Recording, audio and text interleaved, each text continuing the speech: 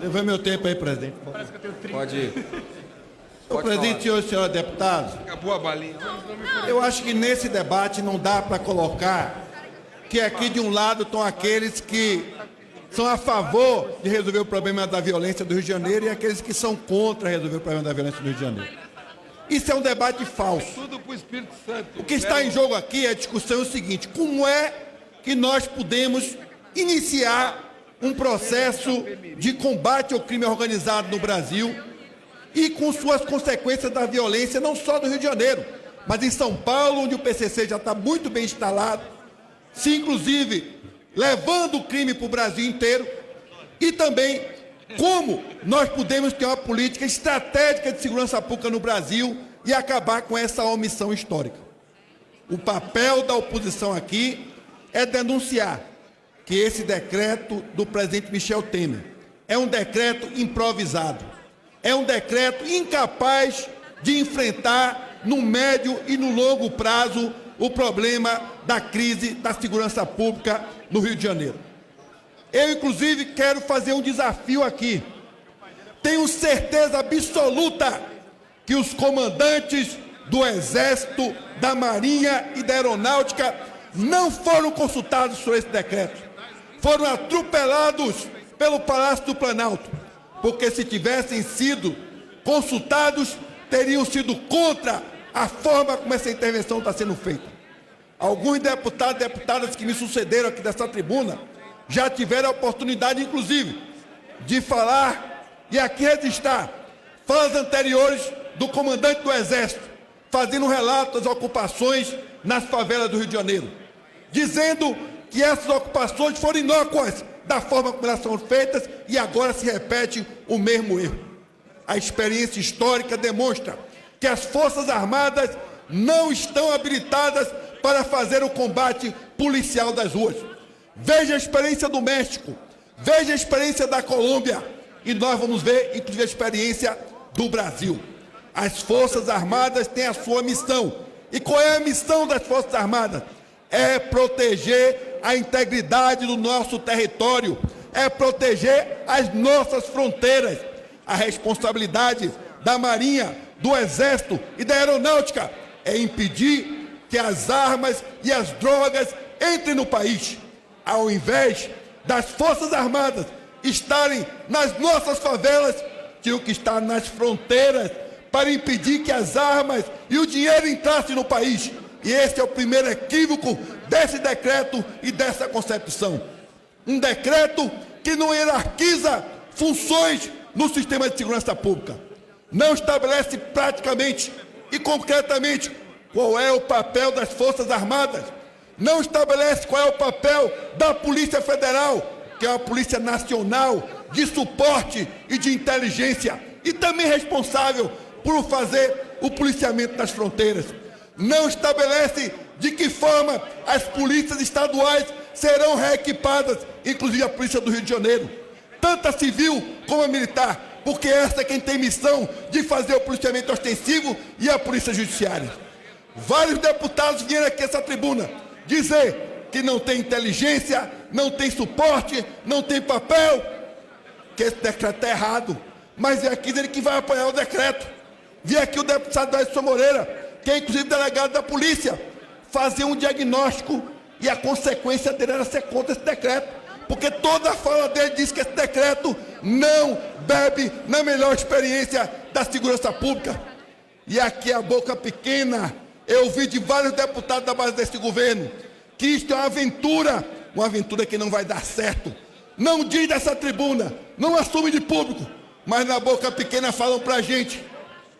Essa intervenção pode ser um novo Afeganistão para o Exército Brasileiro. Vai entrar e não sabe como sai.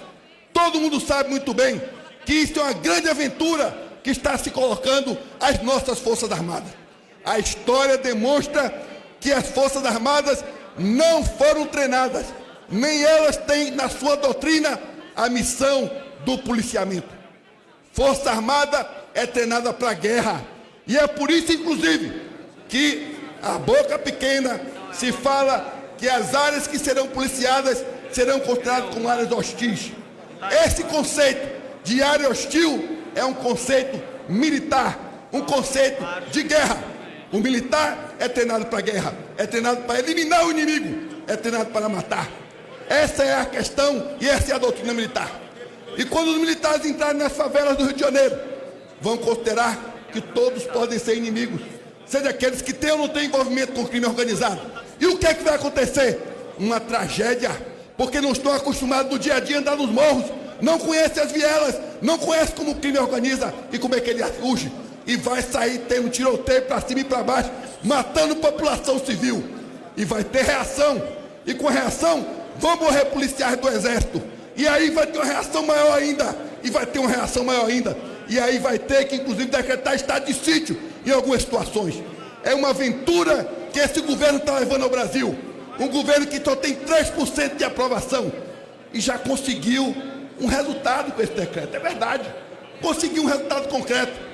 O primeiro resultado, não se fala mais de Porto de Santos. Não se fala mais de corrupção nesse país. Não se fala mais das mazelas desse país. Agora o assunto é só segurança pública. Até a reforma da Previdência, que seria derrotada nessa semana, não se fala mais. Acabou. Mudou-se a pauta política. Até a oposição que vinha unida se dividiu nesse decreto. Essa que é a grande verdade. A oposição que vinha unida se dividiu nesse decreto. Portanto, esse decreto já cumpriu a sua função, que era tirar o governo do ringue, tirar o governo do córner e o governo partir para a ofensiva política. Mas todo mundo sabe, e quem entende um pouquinho de segurança pública, que a ocupação territorial, ela é momentânea. No primeiro momento, você tem uma sensação de segurança. Você tem uma sensação de segurança com a ocupação territorial. Mas a médio e longo prazo, ela não consegue cumprir o seu papel. Sabe por quê? Porque no morro não tem emprego para um jovem ganhar R$ 954, que é o salário mínimo, mas o traficante paga ele R$ 1.000 por semana.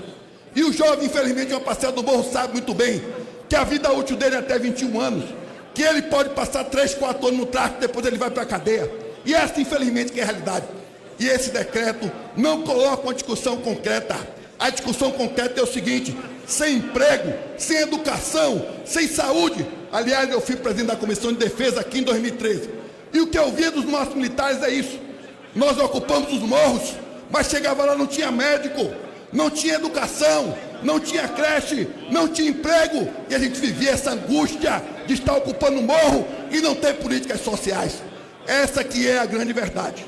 Por isso, nós estamos aqui não para dizer que somos contra a segurança pública no Rio de Janeiro.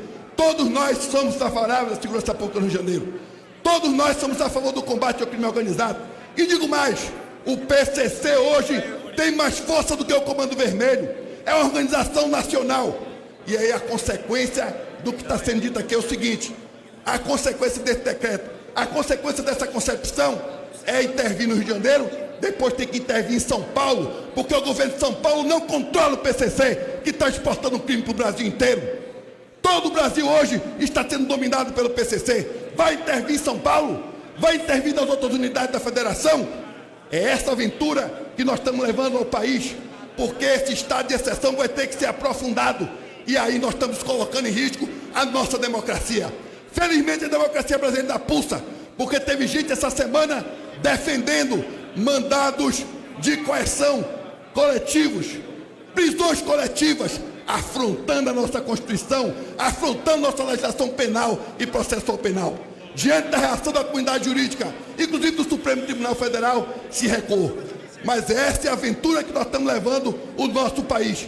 E nós não podemos aceitar que essa aventura, esse governo que não tem legitimidade, devia abrir um amplo debate do país, com os especialistas que entendem de segurança pública, para apresentar um projeto verdadeiro de segurança pública ao país. Um projeto estratégico, capaz de combater o crime organizado, capaz, porque o crime organizado ele tem uma lógica, ele tem lavagem de dinheiro, ele tem agentes do Estado corrompidos, ele tem logística, e se não houver um amplo processo, nós vamos estar levando nossas Forças Armadas a uma grande aventura e um grande fracasso. Alguns deputados disseram aqui: olha o que é que vocês estão propondo ao país, qual a expectativa que vocês estão criando ao país, que vocês vão acabar com a criminalidade do Rio de Janeiro. Não vão acabar com a criminalidade do Rio de Janeiro, mas podem estar levando as nossas Forças Armadas a uma grande aventura e uma grande frustração nacional. E esse é o nosso papel de oposição, denunciar que esse decreto... Deputado Ivan Valente.